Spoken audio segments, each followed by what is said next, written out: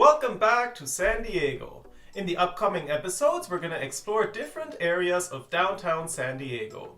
Today, we're going to kick things off at Balboa Park, a 1,200-acre urban park with multiple museums, gardens, and home to the San Diego Zoo.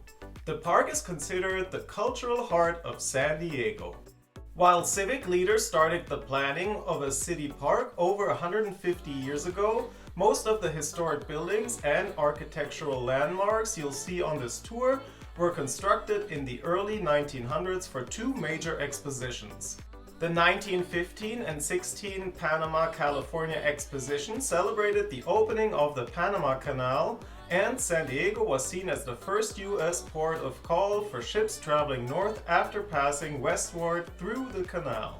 The 1935 and 36 California Pacific International Exposition was held to promote San Diego and support its economy, which had slowed during the country's Great Depression. As a result, all the historic landmarks and buildings ultimately placed Balboa Park on the National Register of Historic Places. And with that, let's go ahead and start the tour. As you can tell, Balboa Park is very centrally located in San Diego, just north of the Gaslamp Quarter and east of Little Italy, which we will also tour in the upcoming San Diego episodes. The northern part of Balboa Park is home to the San Diego Zoo, which we will not visit on this tour. We are focusing on the southwestern part of the park, which I would consider the main area with lots to see and do. There are plenty of parking lots within the park. I parked at the Pan American Plaza parking lot, which is where we start the tour. I'll point out the museums you can visit in this area, and then we walk over to the House of Pacific Relations, a consortium of houses representing 31 cultures. We'll walk past the Spreckels Organ Pavilion to the Japanese Friendship Garden, and then continue to the Visitor Center. We continue along the El Prado walkway, surrounded by impressive historic buildings, to the Bea Evenson Fountain. From there, we turn around and walk back to the Plaza de Panama Fountain, and continue past the California Building and Tower to the Cabrillo Bridge. Here we turn around and walk back on the other side of the street through the Alcazar Garden and the Mingei International Museum back to the Plaza de Panama Fountain. Lastly, I show you where the Palm Canyon Trail is located before heading back to the parking lot where we started the tour. Here at the Pan American Plaza, you'll find three museums.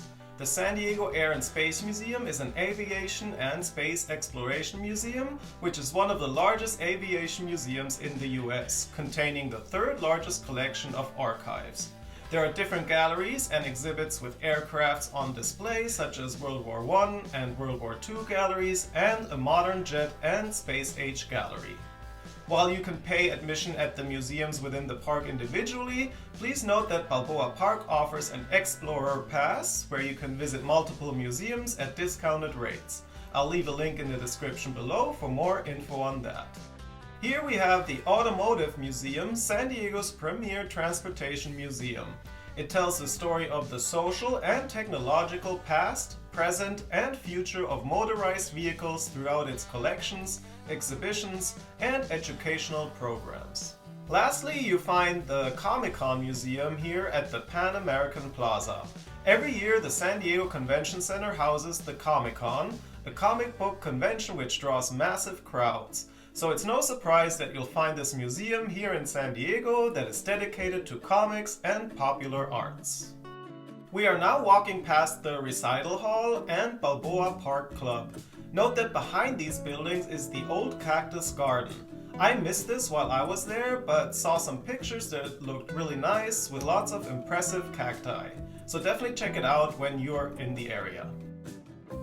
Across from the Balboa Park Club is the House of Pacific Relations area, which is home to 31 cottages representing different cultures and promoting multicultural goodwill and understanding through educational and cultural programs. Unfortunately, the cottages are currently only open from 11 a.m. to 5 p.m. every Saturday and Sunday. Since I was visiting during the week, I wasn't able to go into any of them. It's still nice to walk the grounds and see what countries are represented here. They do have several special events throughout the year, and I'll leave a link in the description below where you can see what's happening while you're visiting. A couple to point out here are the annual Ethnic Food Fair taking place May 7th, 2023, and the December nights with foods and beverages of the different cultures taking place on December 1st and 2nd, 2023. Just a short walk across the street takes us to the Spreckels Organ Pavilion. Unfortunately, I wasn't able to see the organ as the door was closed. However, every Sunday at 2 p.m., the over 100-year-old organ comes to life for a free concert, and they also have other concerts taking place throughout the year. Check the link in the description for upcoming shows. The Spreckels organ is the largest outdoor pipe organ in the world, consisting of more than 5,000 pipes, ranging in length from 12 inches to 32 feet. It is housed in an ornate, vaulted structure with highly embellished gables. Alright, moving on. Here we are at the Japanese Friendship Garden, which represents the bond of friendship between San Diego and its sister city Yokohama. You do need a ticket to enter the garden. Right next to the entrance, you can get some refreshments at the Tea Pavilion. If you don't want to pay the admission, you can at least get a view of the garden from up top. It includes meticulous stone designs, calming koi ponds, water features, traditional architectural structures, and some nice vistas. Now we are getting to the House of Hospitality. There's a little stand where you can get coffee and pastries, and in the center of the structure you'll find this really nice courtyard. To the right is Prado Restaurant, which offers Californian cuisine, and on the other side of the courtyard you'll find the visitor center where you can get the latest park information. We exit the visitor center on the other side and make a right, which takes us to this walkway called El Prado. The architecture of the buildings you see on both sides of El Prado is very impressive. This is the Lily Pond, and on the other side in the distance you see the Botanical building built for the 1915 and 16 exposition. It's one of the largest lath structures in the world. The Botanical building plantings include more than 2,100 permanent plants, featuring fascinating collections of ferns, orchids, other tropical plants, and palms. Note that the building is currently closed for renovation. Next to the pond, you'll also find the Timken Museum of Art, which offers a rare and intimate encounter with world-renowned European Old Master paintings, including works by Rembrandt, as well as 19th century American art and a unique collection of Russian icons. As we continue, on the left is Casa del Prado, which is home to several youth arts organizations, the Parks and Recreation Dance Program, and the San Diego Botanical Garden Foundation and Library. Certainly worth walking through the structure, where you'll encounter several sculptures. Across from this building is the Casa de Balboa, which houses the San Diego History Center, Museum of Photographic Arts, the San Diego Model Railroad Museum, and the Balboa Art Conservation Center. Right next to that building is the Zoro Garden, a sunken stone grotto garden designed as a nudist colony during the 1935 California Pacific Exposition, which ultimately was transformed into a butterfly garden containing both the larvae and nectar plants needed for the complete life cycle of butterflies. The structure we're looking at here is the San Diego Natural History Museum, where you can explore the natural wonders, both past and present, of Southern California. And then we get to the eastern end of the El Prado walkway with the Plaza del Balboa and the Bea Evenson Fountain, named after the organizer of the Committee of 100, which was formed in 1967 to preserve and protect the Spanish colonial architecture in Balboa Park.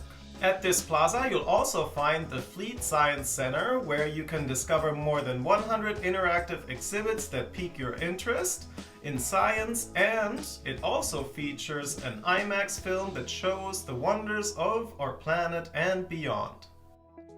Alright, now we turn around and walk back along El Prado and eventually get to the centrally located plaza called Plaza de Panama Fountain. At this plaza, you'll find the San Diego Museum of Art, which features European, Asian, and American paintings, as well as a sculpture court and garden. Alright, we are continuing along El Prado Street, and on the right we get to the Old Globe, an award-winning theater featuring productions from all periods and styles. From here we also get a nice view of the California Tower, which is part of the California Building, an icon of San Diego. The building houses the Museum of Us, which explores the human experience through unique and interactive exhibitions. If you pay the museum admission, you also have the option to take a tour of the California Tower. As space is limited, I would make sure to reserve this in advance. And then, just past the California Building, we get to the Cabrillo Bridge, which is the most beautiful way to get into Balboa Park. This bridge was also built for the 1915 Panama, California Exposition and was the first cantilevered, multiple-arched bridge to be built in Southern California. It is nearly 1,500 feet long and 125 feet high. Alright, from here we turn around and walk back on the other side of El Prado Street. That's where we encounter Alcazar Garden, which is designed after the gardens of Alcazar in Sevilla, Spain. It is bordered by boxwood hedges and features ornate fountains, exquisite turquoise blue, yellow, and green Moorish tiles. From the garden, you can walk into the Mingei International Museum, which shares human creativity through folk art, craft, and design. The Japanese word Mingei stands for Art of the People from all eras and cultures. Previous exhibitions have ranged from displays of functional Japanese ceramics and indigenous baskets to whimsical international folk toys and miniatures. If you exit the museum on the other side, you get back to the centrally located Plaza de Panama fountain. To the right, we encounter the El Cid statue, which was created to honor El Cid, who was a Castilian knight and warlord in medieval Spain in the 11th century. This 23-foot bronze sculpture was dedicated in 1930, and you can actually see many other copies of this statue throughout the world, including San Francisco, Sevilla, and Castile in Spain. The original is located at the Hispanic Society Museum in New York City. We make our way back towards the Spreckels Organ Pavilion and turn right. Here we find La Jolla Cove and the Palm Canyon Trail, a tropical oasis containing more than 450 palms, including the original group of Mexican fan palms, which date back to 1912. From here, a short walk takes us back to the Pan American Plaza parking lot where we started the tour. As you can tell, there's a lot to see and do at Balboa Park, and I hope this tour gives you a good overview and helps you plan your visit to the park. In the upcoming episodes of my San Diego series, we're going to explore other areas of downtown, including Little Italy, the waterfront, Seaport Village, and the Gaslamp Quarter. If you enjoy the tours I put together on this channel, I'd really appreciate it if you could hit that subscribe button. That helps me out tremendously. And with that, I say thank you and Dankeschön!